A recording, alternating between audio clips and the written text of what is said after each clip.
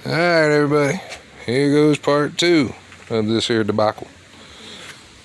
It's Big Al, it's late, I finally got through messing with all this crap, as far as I can go anyway. But this is what we got, folks. Alright, so we got that, right there, off of that. 4 bolts, a bunch of prying. I did this little trick the guy told me in one of his videos where you run a 7/16 rod down through here. So go ahead and look for that video if you're not too sure what I'm talking about. But this goes down basically through the center of this hole. This right here, whole apparatus, was inside of there. And I had to get that out with the puller. So you pull the case off of the bearing. So the case comes off of this. And you have to use a puller to do that, which was kind of a pain, but I managed to get it with this old junky puller here. Now the bearing is stuck on here. I tried to hit it with my puller, and that just didn't work.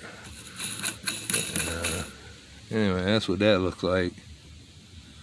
I guess a press-on fit. I said I tried a bunch of different pullers, couldn't get that big one on there.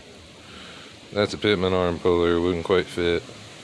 That one fits, but it ain't quite strong enough. It just keeps bending. And I mean, it was on there. I had some pretty good pressure on it, as you can see.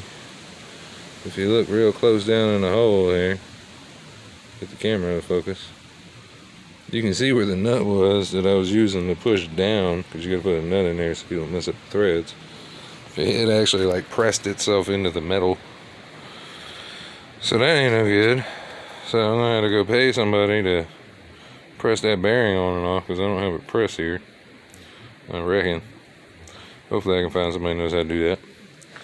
But yeah, this thing was a mofo to get out right now. Even once I got it out, I guess a little bit of magnetization held it in there.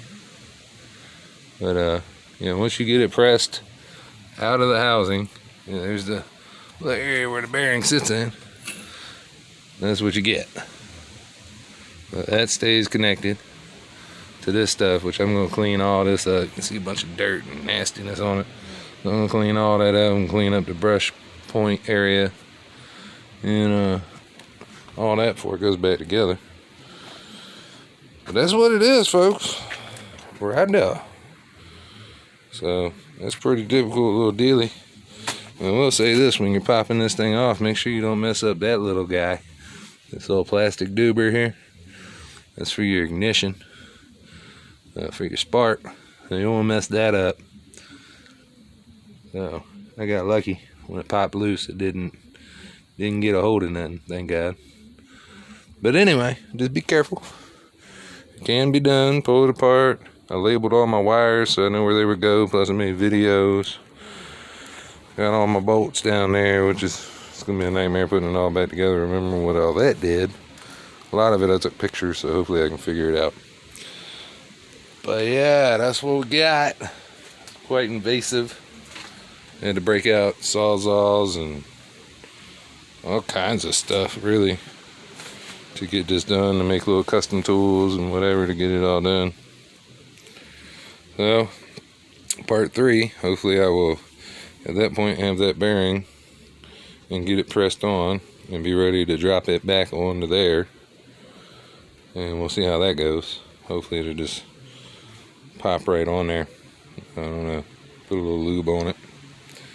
I might even try and heat that and cool that. And put that in ice, wrap ice around it or something so that'll shrink and that'll expand. So hopefully it'll just slide right on up in there. And I'm not too sure about this either, because this was like, that's tapered. The end of that was like pressed into that. And then that long bolt goes through there to hold it all together. This one here ends up going down into there through that shaft and holds everything together. So I don't know if it's just going to press itself back on there when I tighten everything up, or if I got to smack it with a hammer or what, but we'll see. I guess I'll know when the cases are pretty well tight that we're halfway there. And we'll just wing it and get done with all this. I'm going to throw some plugs in it and a fresh oil change and Probably sprayed the carburetor out because when I flipped it around, all the oil came out the carburetor and out the exhaust. So I know it's going to smoke and run like crap for the first few minutes anyway. Yeah, that's what we got going on. Well, that was spilling out of somewhere too.